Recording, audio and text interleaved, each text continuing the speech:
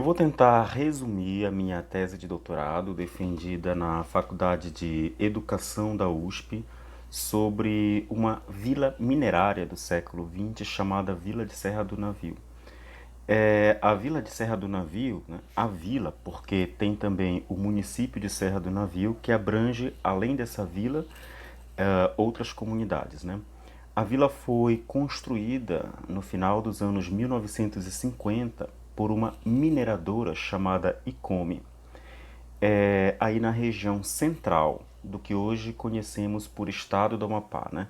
Em uma clareira aberta em área de floresta amazônica, distante de qualquer centro urbano, né? O intuito da construção dessa vila foi que ela servisse de habitação para os funcionários da mineradora e suas famílias. Os funcionários trabalhariam, direto ou indiretamente, em prol da extração e comercialização de milhões de toneladas de manganês. As estimativas no início eram de pelo menos 10 milhões de toneladas de manganês, mas depois algumas estimativas se aproximavam ou até mesmo ultrapassavam 50 milhões de toneladas. Então, para extrair e comercializar toda essa enorme quantidade de manganês, seria preciso que os trabalhadores morassem ali nas proximidades das minas. E esse foi o objetivo da construção da vila, que eles morassem não por um curto período, mas por décadas. Afinal de contas, como acabei de mencionar, estamos falando de dezenas de milhões de toneladas de manganês. Muitos trabalhadores vieram da própria região amazônica, outros, principalmente médicos, professores, enfermeiros, químicos, geólogos, em geral vieram de outras regiões do Brasil e até mesmo de outros países. Então, um grande desafio da mineradora foi como manter essa população vivendo ali, naquela região, por tantos anos, tantas décadas, já que muitos vinham de grandes centros urbanos e iriam morar, a partir daquele instante, na floresta amazônica, ou, como se chamava na época, no Inferno Verde, né? Então, se as pessoas vieram de várias regiões do Brasil, estamos falando de grupos sociais, culturais diferentes. E eles vão viver em uma vila distante de outras cidades, né? Deverão aprender a conviver com todas essas diferenças. Então, aí vai haver um trabalho educativo por parte da mineradora, né? E usando um vocabulário mais recente, né, eu não estou falando de educação formal apenas, a educação que ocorre na escola, mas também de educação informal, que ocorre ao longo da vida do indivíduo, pelas experiências cotidianas, né, com a família, com os amigos do bairro, né, com a mídia, dentre outros espaços informais. A professora Marta Marandino escreveu um artigo com algumas análises sobre os usos desses conceitos, né? Educação formal, educação informal. Então, um trabalho educativo que ocorre na vila de Serra do Navio, em que as pessoas vão aprender a conviver introjetando as normas da empresa, no caso, né? Para aprenderem a viver de modo socialmente tranquilo naquela vila.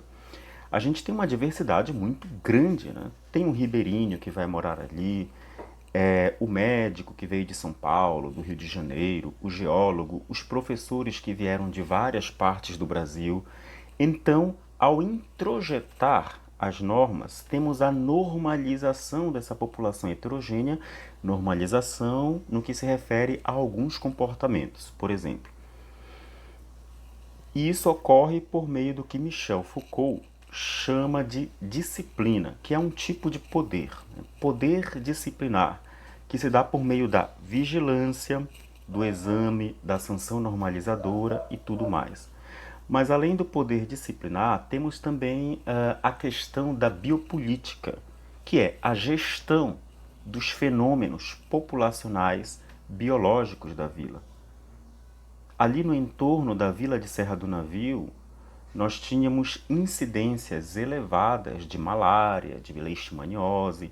Então é preciso cuidar, inclusive dessas comunidades, né, do entorno, para evitar que a malária atinja os habitantes da vila, não é? Essas estatísticas relacionadas à malária, à leishmaniose e várias outras doenças eram muito reduzidas. Para se ter uma ideia, segundo um documento da própria ICOME, não houve nenhuma vítima fatal por malária em toda a história de Serra do Navio com a ICOME. Teve uma vítima fatal em outra vila, né, da mineradora, a Vila Amazonas, localizada em Santana. Para alcançar essas condições de vida, também foi preciso investir pesado não só na saúde, mas em vigilância social para reduzir, né, a possibilidade de ocorrerem situações consideradas anormais, por exemplo, roubos, furtos, brigas entre vizinhos, acidentes, comportamentos considerados moralmente inaceitáveis para a época, enfim, tinha todo um conjunto de situações relacionadas ao que nós chamamos de poder disciplinar, que ajudou muito a manter essas condições de vida naquele período. E também a biopolítica, que ajudou a gerir os fenômenos biológicos da população, como natalidade, fecundidade e mortalidade, que eram sempre reduzidos quando comparados a outras regiões do Brasil. Bom, é evidente que para manter essa população na vila por tantos anos, seria preciso oferecer muitos atrativos para que as pessoas se sentissem motivadas a continuar habitando ali, principalmente as famílias que trocaram, né, suas vidas em cidades grandes como São Paulo, Belo Horizonte, Rio de Janeiro, né, pelo interior da floresta amazônica de meados do século XX. Então, as pessoas precisariam estar motivadas, não somente bons salários, mas também a oferta de serviços diversos como saúde, educação, segurança, saneamento, lazer. A partir desse planejamento, né, que teve na vila, inclusive com a participação de membros da Faculdade de Saúde Pública da USP, existem algumas referências ligadas à mineradora ou não, que comparam as condições de vida em Serra do Navio às condições de vida de cidades norte-americanas, a partir dos coeficientes de natalidade, de mortalidade e por aí vai, né? Então, no meu trabalho de doutorado desenvolvido na Faculdade de Educação da USP, sob orientação da professora Ermelinda Pataca, eu entrevistei alguns ex-habitantes da vila de Serra do Navio, né, que trabalharam ou não para a ICOME, mas todos habitaram na vila enquanto ela era administrada pela mineradora, de 1960 a 1997, mais ou menos, né? E a maioria dos entrevistados ainda habitava na vila durante as entrevistas, que ocorreram entre 2016 e 2018.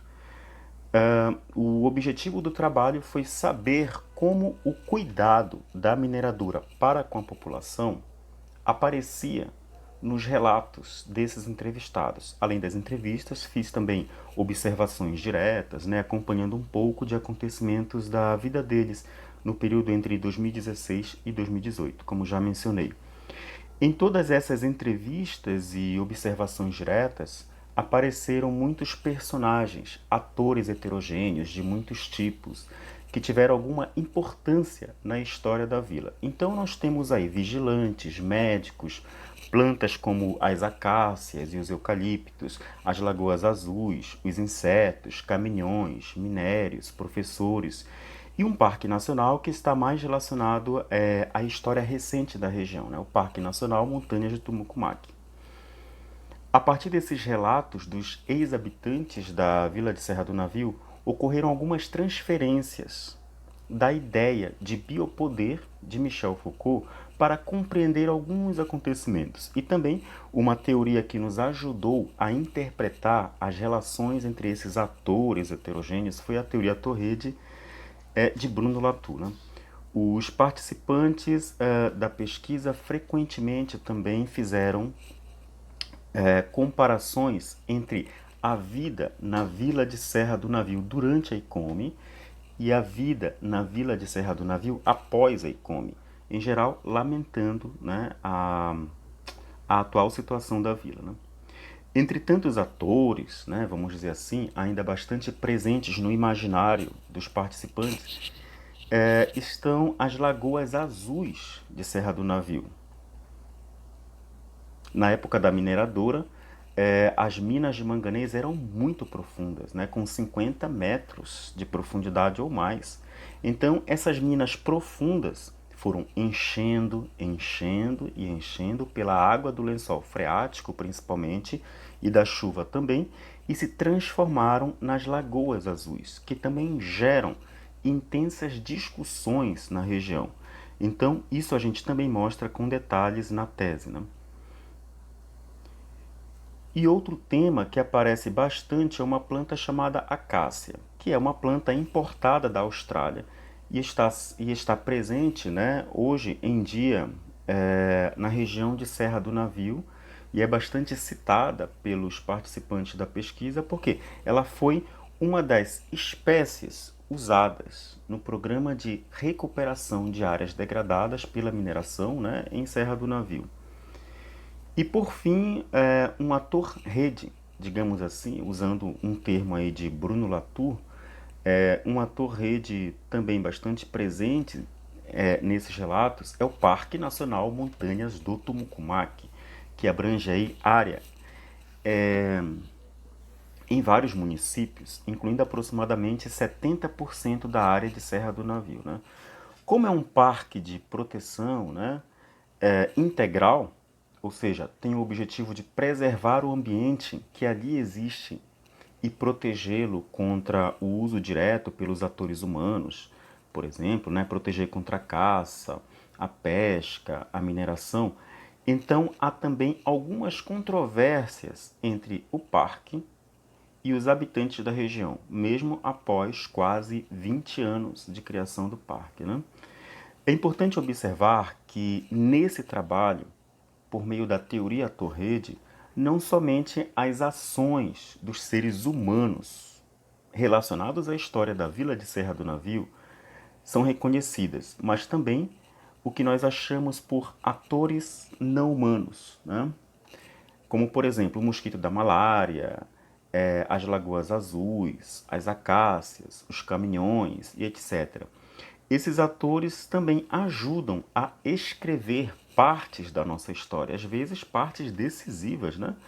E o trabalho discute ainda como que tudo isso pode trazer importantes contribuições, não só para a educação mais geral, como também, né, para a educação ambiental. Né? Uma vez que estamos falando de um ambiente que foi construído por uma mineradora com o intuito de maximizar as possibilidades de vida das pessoas que aí habitaram. Né?